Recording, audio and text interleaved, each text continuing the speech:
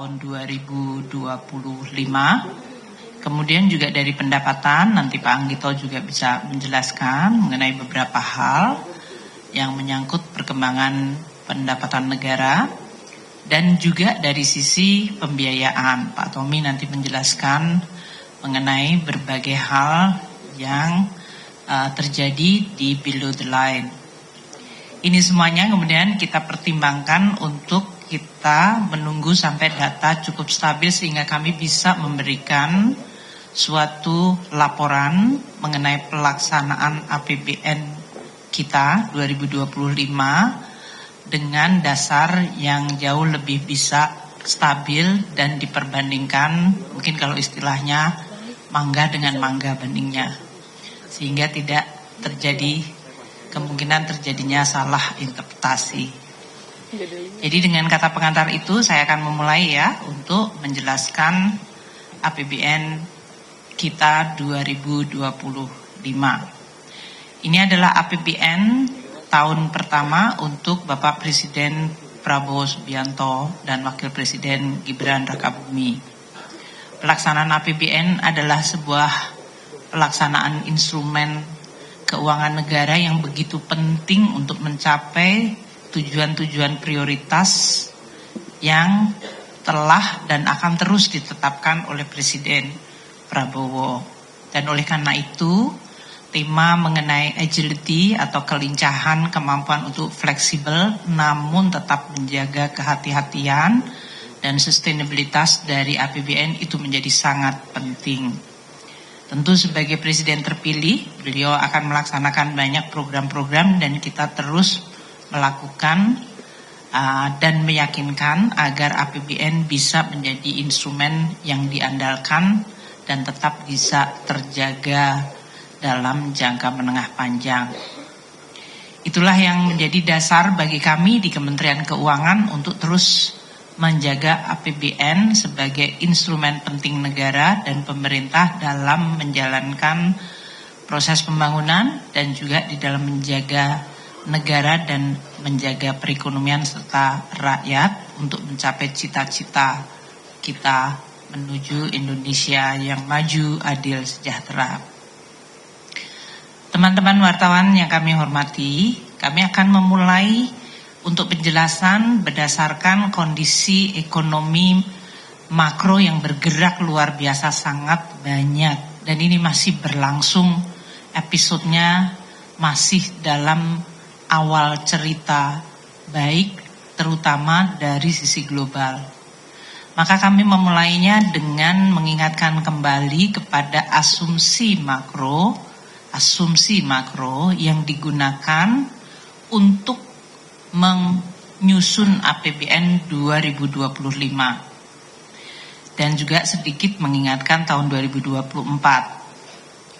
Kita tahu tahun 2025 APBN kita disusun dengan asumsi pertumbuhan 5,2, inflasi 2,5%, nilai tukar Rp16.000 per dolar, yield SPN 10 tahun di 7%, harga minyak mentah di $80 per barel, lifting minyak di 605.000 barel per hari, dan lifting gasnya 1.005.000 barel setara minyak per hari.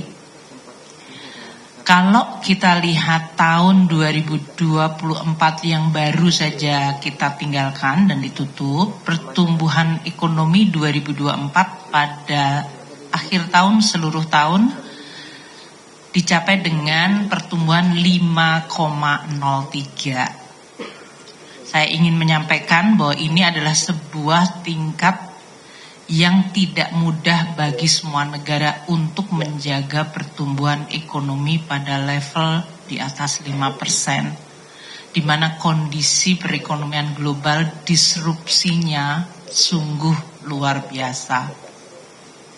Indonesia juga menutup tahun 2024 dengan prestasi inflasi yang hanya 1,57%. Ini juga di bawah asumsi tahun 2024 dan ini juga hasil kerja nyata dari pemerintah, terutama untuk terus menjaga harga-harga yang bisa berkontribusi terhadap inflasi, termasuk tim pengendali inflasi terutama yang dikoordinasikan di daerah-daerah oleh Kementerian Dalam Negeri, Pak Menteri Dalam Negeri. Nilai tukar rupiah tahun 2024 akhir periode itu sudah di 16.162. Meskipun untuk year to date-nya di tahun lalu adalah sebesar 15.847 rupiah. Kita melihat dari mulai Januari dan terutama semenjak Presiden Trump dilantik awal Januari hingga sekarang, begitu banyak kebijakan eksekutif order Presiden Trump yang terus-menerus menimbulkan gejolak. Sehingga gejolak ini dirasakan seluruh dunia dan ini terefleksikan pada kurs rupiah yang nanti kita akan jelaskan. Untuk sampai dengan akhir Februari kita end of period 16.340 rupiah per dolar, year to date-nya di 16.309 rupiah per dolar. Tadi untuk inflasi year on year kita sedikit mengalami deflasi 0,09 dan untuk month to month-nya juga mengalami deflasi 0,48%. Yield surat berharga negara sama seperti yang terjadi dengan disrupsi akibat berbagai kebijakan yang dikeluarkan oleh Presiden Trump 2.0 dan interaksi reaksi dari negara-negara blok besar, entah itu Kanada, Eropa, RRT, Meksiko bahkan juga telah menimbulkan suatu dinamika atau gejolak volatilitas di nilai tukar dan yield di semua negara. Indonesia alhamdulillah kalau kita lihat pada tahun 2024 kita bisa menjaga yield year to date-nya di 6,8% untuk SBN 10 tahun local currency dan end of period-nya di 7%. Kita lihat deviasi dari asumsi 6,7 di tahun 2024. Nah, tahun ini asumsi kita 7% hingga akhir Februari realisasi end of period-nya 6,88% dan year to date-nya di 6,98. Ini adalah bulan-bulan Januari Februari yang tidak mudah dan tidak biasa. Seperti tadi saya sampaikan, shock yang terjadi secara berturut-turut dari executive order yang muncul dari Presiden Trump dan kemudian memunculkan retaliasi atau respons. Sedangkan harga minyak kita lihat dengan adanya disrupsi yang begitu besar di level global dan kecenderungan melemahnya ekonomi negara maju, harga minyak juga mengalami perlemahan. Akhir tahun 2024 di 71,6 dolar per barel, year to date-nya di tahun lalu mencapai 78,1. Nah, untuk 2025 ini end of period-nya harga minyak di 74,3. Year to date 75,6 dolar per barel. Ini adalah harga yang kalau kita lihat dibandingkan asumsi APBN yang kebetulan untuk 2024 dan 2025 menggunakan asumsi harga minyak yang sama yaitu 82 dolar per barel. Ini lebih rendah. Tentu akan mempengaruhi nanti beberapa bagian dari APBN kita. Entah untuk belanja dan juga dari penerimaan kita, baik penerimaan pajak maupun penerimaan negara bukan pajak. Deviasi yang cukup besar dari asumsi tentu akan kita perhitungkan. lifting minyak kita tahun lalu tercapai 579,7 ribu barel per hari, lebih rendah dari asumsi APBN yang 635 ribu barel per hari. Kalau kita lihat di sini, APBN 2025 sudah menurunkan asumsi lifting minyak dari 635 ke 605 ribu. Namun hingga sampai Februari ini realisasi dari lifting minyak baru mencapai 551,7 ribu barel per hari. Demikian juga dengan lifting gas. Realisasi tahun lalu adalah 978,8 ribu barel setara minyak per hari. Itu lebih rendah dari asumsi yang 1.033.000. Dan tahun ini hingga Februari lifting gas kita adalah 978.000, di bawah lifting asumsi 1.005.000 setara minyak barel per hari. Ini adalah asumsi makro yang menjadi fondasi untuk penyusunan postur APBN.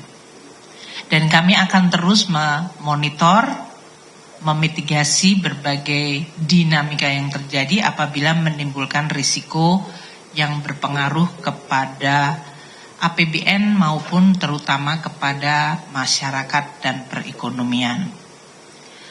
Dengan kondisi asumsi akhir tahun 2024 dibandingkan dengan realisasi dan perkembangan yang terjadi dalam 2 bulan ini, maka kita lihat postur APBN 2025 hingga tahun 2025 akhir Februari. Sebagai perbandingan, saya menggunakan APBN awal, yaitu Undang-Undang Nomor 62 Tahun 2024. APBN selalu ditetapkan menjadi atau dalam bentuk undang-undang, karena ini adalah sebuah proses politik dan legislasi antara eksekutif dengan legislatif yaitu DPR. Di dalam APBN yang tertuang di dalam Undang-Undang Nomor 62 2024 disebutkan bahwa pendapatan negara akan ditargetkan 3.005 triliun, di mana penerimaan pajak di 2.189,3 triliun rupiah. Bea dan cukai menyumbangkan 301,6 dan PNBP di 513,6 sebagai target untuk tahun 2025 ini. Realisasi hingga akhir Februari untuk pendapatan negara adalah 316,9 triliun rupiah, di mana penerimaan perpajakan 240,4 triliun atau 9,7% dari target tahun ini, terdiri dari penerimaan pajak 187,8 triliun rupiah atau 8,6% dari target. Sementara kepabeanan dan cukai 52,6 triliun, ini adalah 17,5% dari target 301,6 triliun di APBN. Untuk PNBP, kita telah mengumpulkan 76,4 triliun rupiah hingga akhir Februari.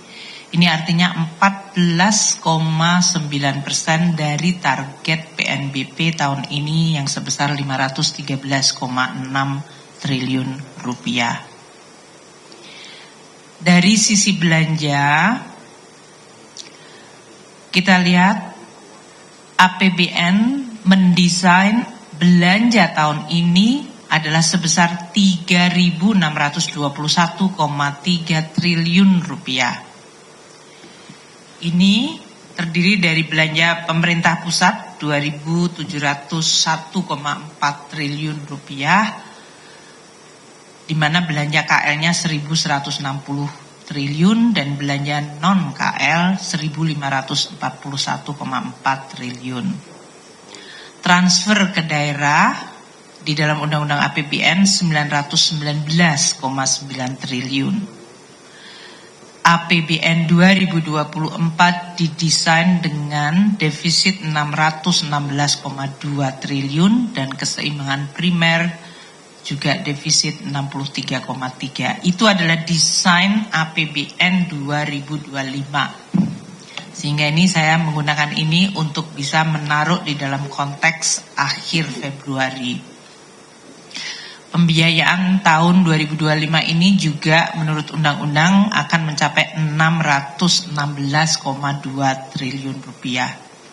Nah, realisasi yang terjadi untuk belanja negara hingga akhir Februari, ya, dengan berbagai yang nanti akan disampaikan oleh Pak Wamensua, terjadinya impres, efisiensi dan lain-lain, kita masih melihat belanja negara 348,1 triliun. Realisasi di mana ini adalah 9,6% dari total belanja yang akan dianggarkan tahun ini. Belanja pemerintah pusat mencapai 211,5 triliun atau 7,8% dari target belanja pemerintah pusat. Terdiri dari belanja kementerian lembaga 83,6 triliun rupiah. Ini juga sekitar 7,2% dari total belanja tahun ini untuk kementerian lembaga, dan belanja non-KL mencapai 127,9 triliun atau 8,3% dari total belanja non-KL. Untuk transfer terlihat lebih maju, yaitu kita telah mentransfer ke daerah sampai akhir Februari mencapai 136,6 triliun. Dari persentase ini lebih tinggi dari bahkan kecepatan belanja pemerintah pusat, yaitu 14,9% dari total transfer tahun ini sebesar 919 triliun.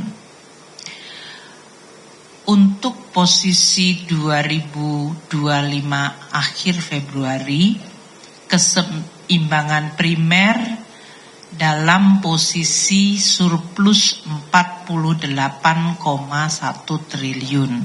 Di dalam APBN undang-undang nantinya kalau itu terlaksana semua adalah 63,3 defisit. Jadi ini masih positif. Sedangkan dari total keseimbangan terjadi defisit 31,2 triliun rupiah untuk posisi akhir Februari, atau ini sebesar 0,13 dari PDB. Saya ingatkan kembali kolom sebelahnya, APBN didesain dengan defisit 616,2 triliun. Jadi ini defisit 0,13%, tentu masih di dalam target desain APBN sebesar 2,53% dari PDB, yaitu 616,2 triliun rupiah.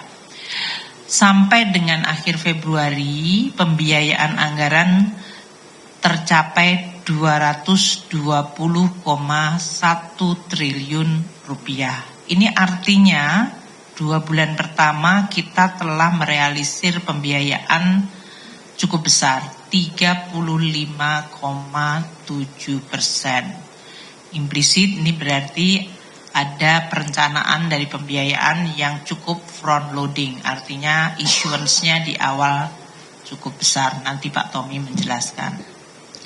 Saya akan memulai dengan kondisi ekonomi sebelum nanti akan diteruskan oleh para wamen untuk pendapatan belanja dan pembiayaan.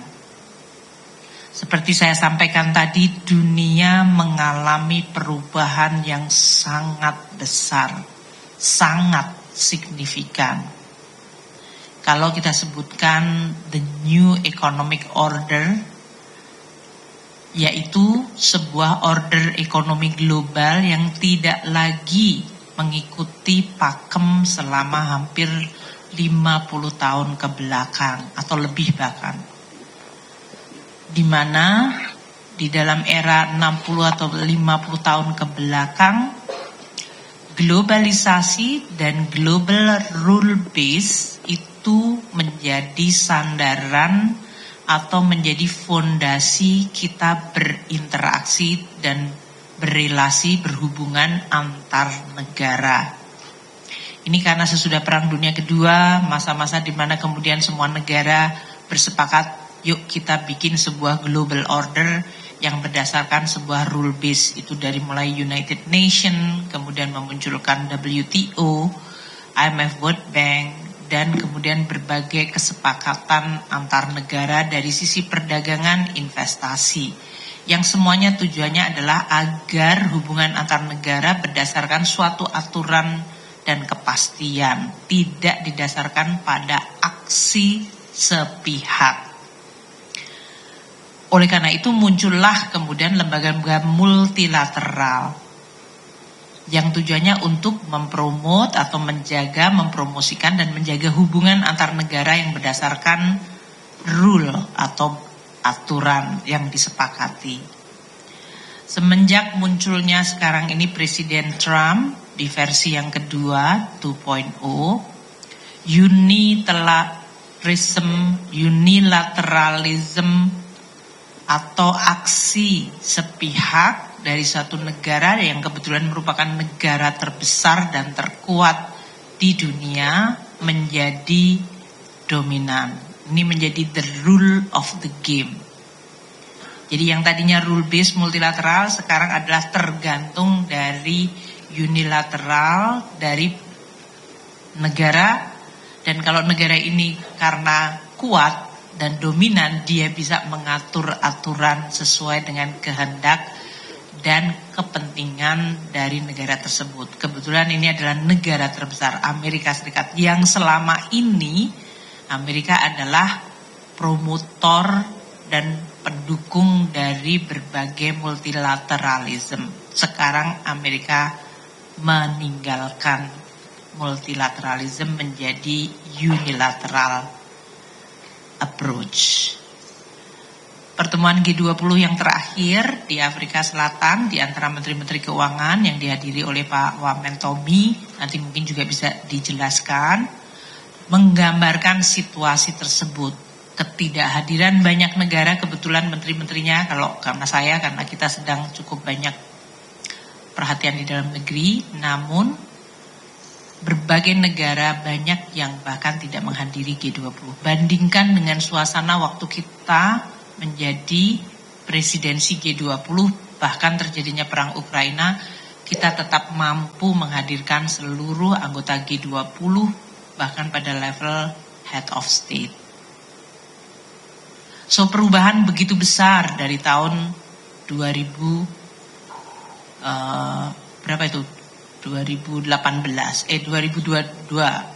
ke sini itu ya. Suatu perubahan hanya dalam waktu kurun 3 tahun telah mengubah sebuah orde dunia. Ini tentu memberikan implikasi sangat besar, sangat fundamental. Dan oleh karena itu Presiden Prabowo selalu mengingatkan kita harus menyiapkan diri, menguatkan diri. Karena dunia memang tidak dalam situasi yang biasanya kita kenal. Menjadi sangat unilateralis dan harus mampu kita jaga kedaulatan dan kepentingan Indonesia. Muncul blok-blok baru di luar yang biasanya tradisional. Kita lihat Amerika Serikat yang tadi saya sorot ya. Bagaimana Amerika yang selama ini menjadi promotor untuk North American Free Trade Agreement, kesepakatan 3 negara, Kanada, Amerika, Meksiko, untuk sama-sama membuat NAFTA sehingga hubungan trade dan investment itu bisa berjalan hampir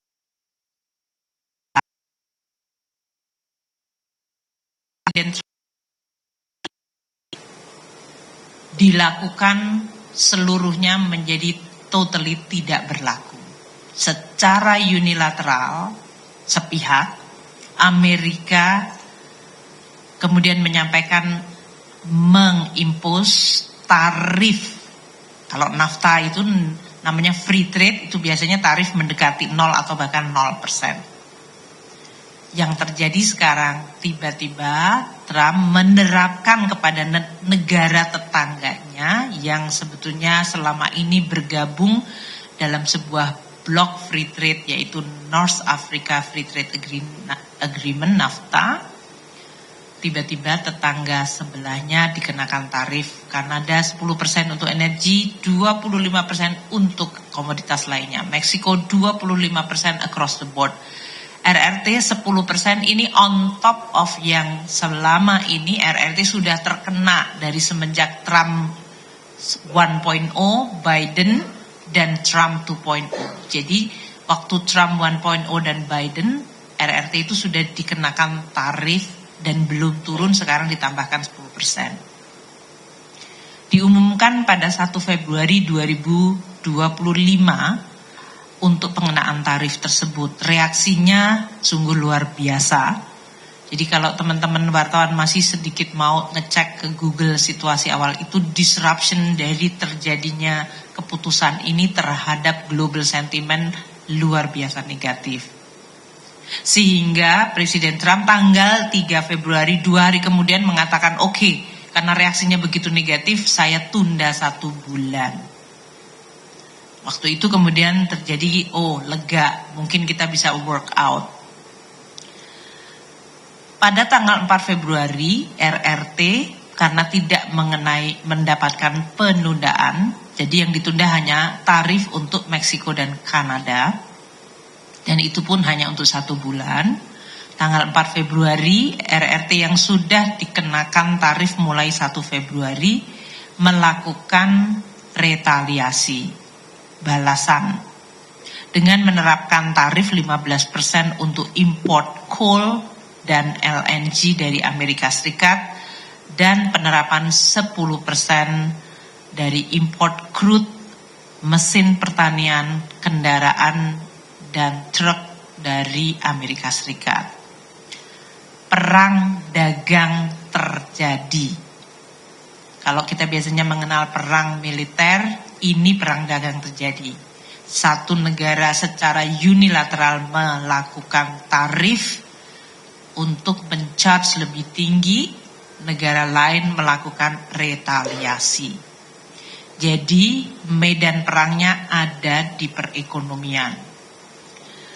Kemudian ini belum selesai, tanggal 10 Februari Presiden Trump menerapkan tarif lagi untuk spesifik besi, baja, dan aluminium. Tarifnya 25%. Any besi, baja, aluminium dari negara manapun masuk Amerika kena tarif 25%. Dan karena ini menimbulkan reaksi negatif, negara lain juga akan melakukan retaliasi. Tanggal 13 Februari Presiden Trump mengumumkan kalau terjadi retaliasi akan dilakukan reciprocal, dibales lagi. Jadi ini adalah sebuah language, bahasa yang mengatakan tidak ada perdamaian di sini. Melakukan tarif, kalau kamu balas maka akan reciprocal lagi. Tanggal 4 Maret, yaitu 1 bulan sesudah penundaan tarif dari Meksiko dan Kanada, yang tadinya diperkirakan atau dipikir Presiden Trump akan melunak terhadap Kanada dan Meksiko, ternyata tidak. Sehingga tarif 25% untuk Kanada dan Meksiko diberlakukan.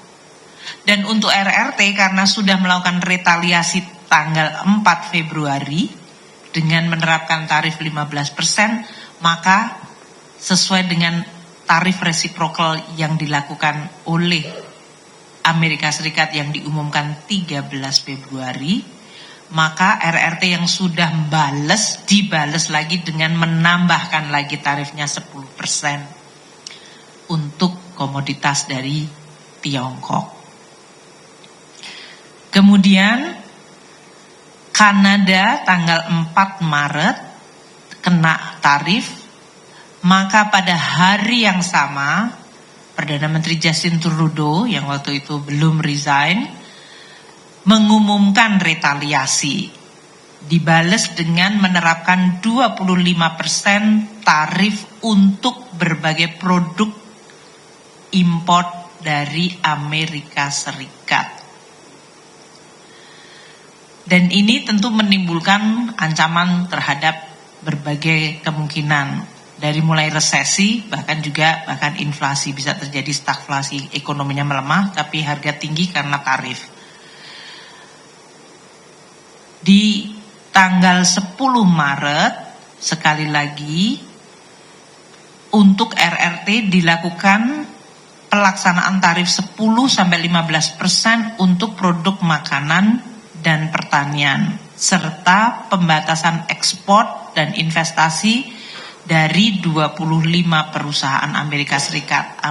RRT dalam hal ini membalas kembali, karena tadi diberikan tarif reciprocal, kemudian dinaikkan lagi tarifnya, RRT membalas lagi dengan menerapkan 10-15% untuk produk pertanian dan makanan, dan bahkan pembatasan ekspor untuk terutama mineral rare earth dan juga untuk investasi dari 25 perusahaan Amerika yang beroperasi di RRT. Tanggal 11 Maret akan diumumkan tambahan 25% tarif untuk aluminium baja dari Kanada. Ini untuk membalas tanggal 4 Maret. Jadi teman-teman wartawan melihat ya, yang ini yang disebut the war game adalah sekarang di bidang ekonomi. Trade yang tadinya berdasarkan rule base sekarang bisa secara sepihak diubah. Dan Presiden Donald Trump dalam hal ini memang mengincar negara-negara yang memiliki surplus terhadap Amerika atau Amerika defisit terhadap negara tersebut. Di sini yang di tengah ini adalah 20 negara yang mencatatkan surplus terhadap Amerika, artinya Amerika defisit terhadap negara ini. Indonesia ada di nomor 15. Kalau kita lihat Tiongkok, Meksiko, Kanada ini walaupun angkanya 73,7, ini lebih karena tidak hanya perdagangan tapi juga masalah imigrasi dan juga fentanyl, yaitu masuknya opioid yang telah mengancam kesehatan di Amerika Serikat. Nah, kita lihat jadi negara-negara yang punya surplus besar, makanya kita lihat Tiongkok sudah kena, Meksiko kena, Vietnam yang kemarin datang ke Indonesia ini akan menjadi target yang cukup nyata. Untuk negara-negara European Union juga sudah dilakukan langkah-langkah untuk tarif, karena mereka sudah mengumumkan retaliasi dan kemudian akan terjadi back and forth. Jadi kita lihat Jerman, Irlandia, Kanada tadi ya, bahkan untuk Jepang dan Korea Selatan. Ini adalah yang harus kita sekarang teliti dan waspadai.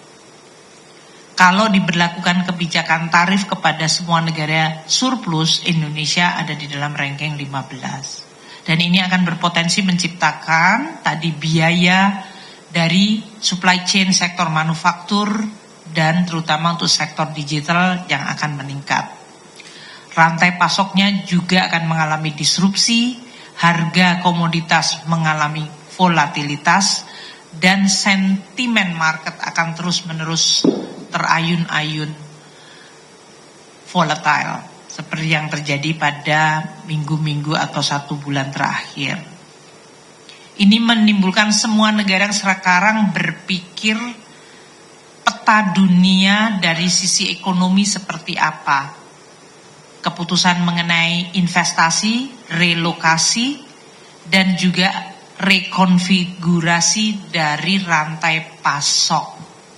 Karena ternyata selama ini yang dianggap aman, bahkan kalau kita mengatakan friendshoring, itu sekarang tidak ada friend lagi. Gimana kurang friendnya Amerika dan Kanada itu? Jadi tadinya disebutkan, oh kalau kamu berteman kita aman. Ternyata definisi friends tidak ada lagi di dalam konteks hari ini.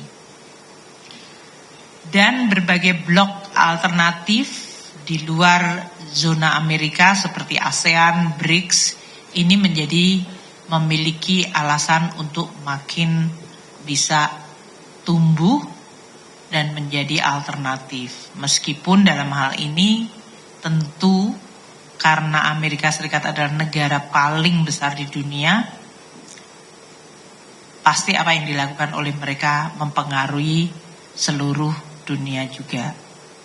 Nah, konteks inilah yang kemudian akan kami bawa ke ekonomi di Indonesia yang nanti akan mempengaruhi APBN dan pelaksanaan APBN. Kita lihat harga komoditas yang tadi disebabkan karena berbagai macam gejolak order dunia yang mengalami disrupsi. Harga komoditas ini mengalami koreksi sejak tahun 2023 akhir tahun. Kita semua tahu sesudah perang Ukraina tahun 2022 awal, harga komoditas melambung tinggi di tahun 2022 dan 2023. Namun hanya bertahan sekitar 18 bulan. Pada paruh kedua banyak komoditas itu terkoreksi harganya. Dan kita lihat seperti coal, batu bara kita dalam hal ini. Tahun 2023 kita lihat di sana, itu sudah mengalami penurunan yang tajam. Dulu pada saat 2022 sempat mencapai 400 US dollar per metric ton. Respons atau koreksi yang terjadi semenjak 2023 cukup dalam. Di level bahkan turunnya di bawah 200. Dan koreksi ini terus berlangsung sampai sekarang. Jadi kalau kita lihat year on year, harga coal yang sudah terkoreksi turun dari 2023. Year on year dibandingkan tahun 2024 yang sudah rendah, itu masih turun 12,6%. Kalau dari Januari ke Februari itu 16,5%. Jadi trennya masih menurun, kalau kita lihat itu kan masih ke bawah. Sekarang sudah mendekati di 100 US dollar per metric ton. Bayangkan 3 tahun yang lalu harganya 4 kali lipat. Kemudian minyak Brent. Kita juga lihat sesudah pernah melambung hampir mencapai 100 dolar di tahun 2022. 2023 juga mengalami kenaikan yang hampir mendekati 90 dolar per barel. Kemudian mengalami penurunan, saat ini ada di 69,3 dolar per barel. Year on year, harga hari ini yang 69,3 dolar per barel itu 5,9% di bawah tahun lalu. Jadi ini sudah terus masih mengalami penurunan. Year to date-nya Januari ke Februari juga turunnya 7,2%. Month to month Januari ke Februari mengalami 8,7. Harga minyak ini tekanannya luar biasa karena tadi disrupsi dan ketidakpastian karena perang dagang. Pasti akan menimbulkan perlemahan ekonomi di negara-negara, terutama negara maju yang sedang memicu perang itu. Dan ini berarti akan menyebabkan harga minyak mengalami tekanan. Kalau ada sedikit berita baik adalah harga CPO kita. Harga CPO kita mengalami recovery year on year-nya dibandingkan tahun lalu. Harga yang sekarang di 1.095 dolar per ton itu meningkat cukup tajam 27,8%. Nanti Pak Gito akan menjelaskan mengenai dampaknya kepada penerimaan terutama dari pabean dari biaya keluar. Meskipun year to date-nya sedikit tipis, turun 0,5%, tapi year on year itu harga CPO yang sekarang mencapai di atas 1.000, itu adalah hal yang positif untuk perekonomian kita. Month to month pun masih naik 2,1%. Beras yang merupakan harga yang berkontribusi besar terhadap inflasi, volatile food, secara tahunan mengalami penurunan tajam 22%. Year to date-nya juga 2,5. Ini seiring dengan panen yang cukup banyak di Indonesia dan stok beras di Indonesia yang cukup bagus juga. Indonesia dalam posisi yang relatif bisa mengamankan, bahkan menjelang Hari Raya Lebaran kita tidak mendengar gejolak harga naik. Biasanya dulu kalau bulan-bulan Ramadan itu cerita tentang harga ayam naik, daging naik, dan kalau nggak salah ini hanya cabai yang naik sedikit. Jadi harga pangan luar biasa stabil pada saat kita sedang akan merayakan Idul Fitri. Moga-moga ini akan berjalan secara baik. Untuk komoditas lain yang penting untuk Indonesia seperti copper, tembaga, dan nikel, untuk copper juga ada perbaikan. Year on year-nya naik 9,8, year to date-nya 8,7%. Mantumannya juga naik 0,9. Ini hal yang positif untuk kita. Kita berharap 2025 tren dari paling tidak harganya tidak terus mengalami koreksi yang waktu itu mulai terjadi di tahun 2023. Untuk nikel, kita lihat year on year-nya agak mengalami penurunan 6%, tapi year to date sudah mengalami kenaikan lagi yaitu 8%. Month to month-nya juga naik 6,6. Jadi harga komoditas dalam hal ini beberapa yang sudah mengalami koreksi level rendah sejak 2023 akhir masih berlangsung sampai sekarang. Untuk beberapa harga pangan masih bervariasi, dan untuk komoditas yang penting bagi perekonomian kita ada tren perbaikan. Ini memberikan suatu optimisme atau harapan yang positif. Hal positif lain untuk ekonomi Indonesia adalah aktivitas manufaktur kita. Dengan disrupsi yang luar biasa besar, hampir semua negara mengalami dampak aktivitas manufaktur tadi karena supply chains dan tarif yang terjadi, import dari berbagai raw materials pasti menimbulkan dampak pada kegiatan manufaktur di berbagai negara. Banyak yang kemudian PMA-nya di level kontraktif atau dalam hal ini di level di bawah 50. Banyak yang di bawah 50 dan stay di bawah 50. Kalau kita lihat di sini ya, yang warnanya pink itu Eropa ya, kalau nggak salah ya. Itu yang paling bawah itu. Dari 2023 ekonomi Eropa sungguh sangat tidak baik-baik saja. Kalau kita lihat terutama yang negara besarnya Jerman, Prancis. Manufaktur activity di Eropa terus-menerus dalam kondisi kontraktif selama bahkan hampir 2 tahun ini. Negara-negara lain yang kita lihat di sini yang juga mengalami seperti bahkan Malaysia, kemudian Vietnam terpukul sangat keras, yang kemudian kita lihat aktivitas manufakturnya akan terdampak oleh perang dagang. Karena ini perang dagang itu dampaknya langsung either ke manufaktur atau pertanian. Dan Indonesia alhamdulillah kita juga tidak imun, kita mengalami juga dampak kontraktif, tapi rebound dari Indonesia itu yang mana sih, merah itu ya? Ya merah, maksudnya dibikin sama tebelnya kayak yang hitam itu. Yang hitam itu global juga sudah mulai pulih. Indonesia pulihnya lebih tajam dan lebih cepat dari sisi perbandingan peers maupun global.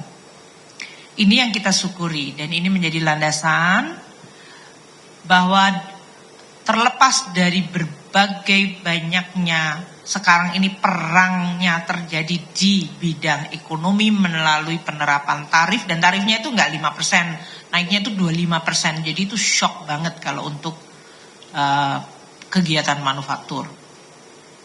Indonesia mampu untuk rebound, recover dari PMA kita di level 53,6. Ini mungkin yang paling sama bullish-nya itu sekarang dua negara yang depannya IN, India dan Indonesia.